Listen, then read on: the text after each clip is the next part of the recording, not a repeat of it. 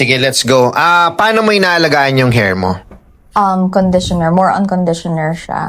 Like, for shampoo, I guess, 3 times a week. Bakit? Ba't ka natakot sa shampoo? And Tumitigas?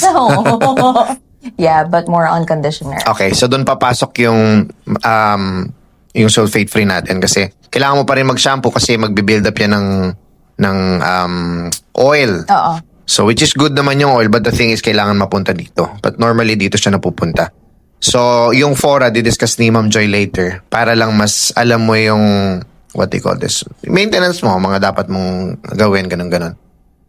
Yun lang naman. Okay. So, ini-inform ka lang namin, ha? Yes. Okay, so gagawin natin, cut ko muna Ma'am Joy, konti dito, tapos we can start na, ha? Okay. Okay, sige. Anyway, point ko lang is, yung dehydration from here, going down is, ang solution dun is, itong tatlo. Okay? Yes. And then, para hindi siya buwaghag or para makintab siya, ito naman yung solusyon.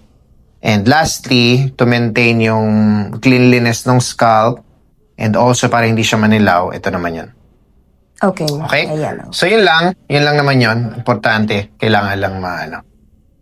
Tapos, huwag mo muna siyang i-wash for 2 days. 2 days. Okay lang. Nasaan ko nga ko. Ayun, salamat.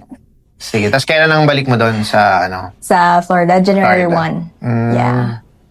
Sige, Merry Christmas, Happy New Merry Year. Christmas. Thank you. Nice meeting you. Nice meeting you po.